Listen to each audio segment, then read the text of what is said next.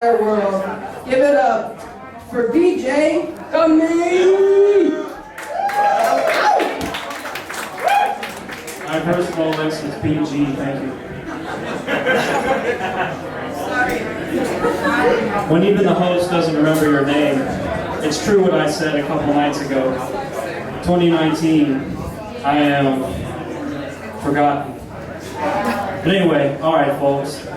No fancy introductions here. Not going to beat you over the head with a lot of fluff this week, alright? Nothing fancy. I'm going to just get right into it, alright?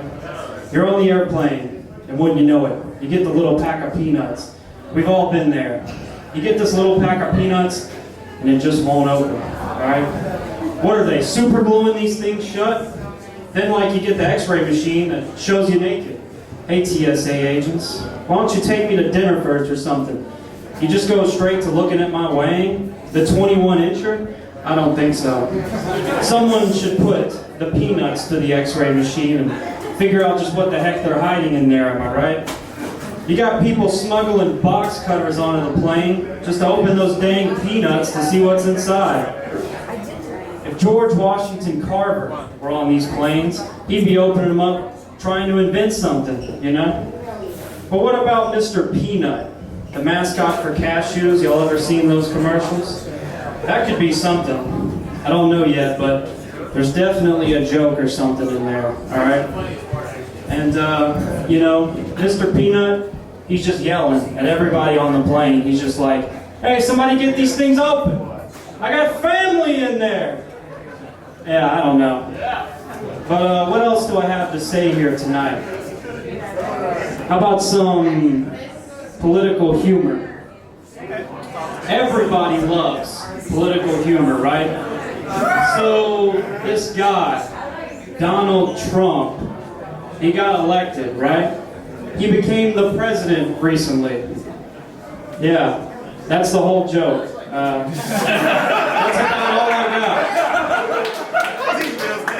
Well, that's the whole joke for now. It's not actually finished yet. That's all I got for my political comedy section.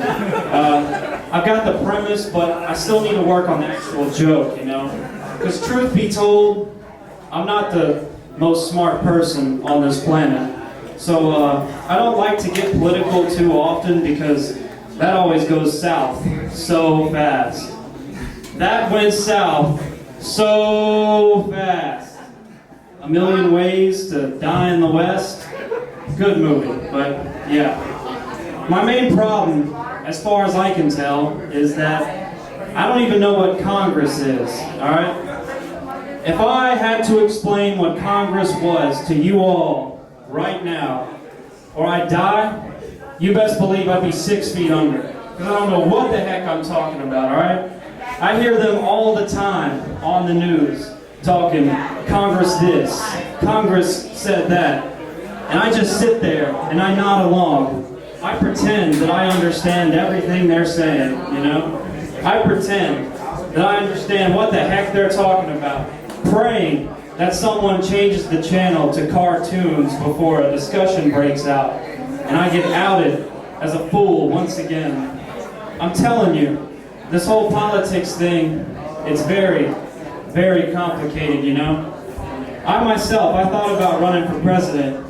My first action as president, it would be to pardon everyone that got arrested for trench coat flashing, you know? I mean, come on. Trench coat flashing? That's a classic prank right there. I might even get up here next week and do it on stage, who knows? That is a hilarious, classic prank, and you're gonna throw people in jail for that. Yeah. This is all probably a very stupid idea, but I'm just working with what God gave me here, you know? God gave me a sub-90 IQ, and you can bet I'm gonna not use it. Yeah, you really should have seen me in school when I was taking those ACTs and SATs. I'm just sitting there, staring at the test. I'm flipping through every single page, looking for the questions about the Dr. Seuss books. You know, those are the only ones I can answer. Steam's coming out my ears like I'm Elmer Fudd or something, you know? Finally, I just said YOLO. I put down D for every answer. I figured my SAT test may as well look the same as my report card, am I right, folks? They're just lucky the literature section of the test never got up to Seuss in the currently accepted canon, or I would have aced that whole thing, you know? The Lorax? Yeah, I think I know that one. That's the one where he steals Christmas, right? Actually, I think I might need to read the Spark Notes on that one. You know what? That's just too much work. I think I'll put down D once again. YOLO!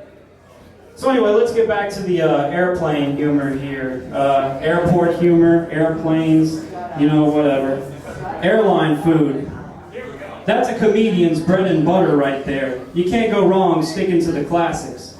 First day of comedy school, right before the clown on stilts walks in the classroom, you've already done 5 or 6 warm-up sets about airline food before they even start teaching me comedy, you know? I'm actually on the no-fly list myself. I am not actually allowed on an airplane because I'm considered a threat to the safety and well-being of other people. I pulled this prank on the news a few years back and got myself on an FBI watch list, all for comedy. All right. Yeah, see y'all later. Thank you.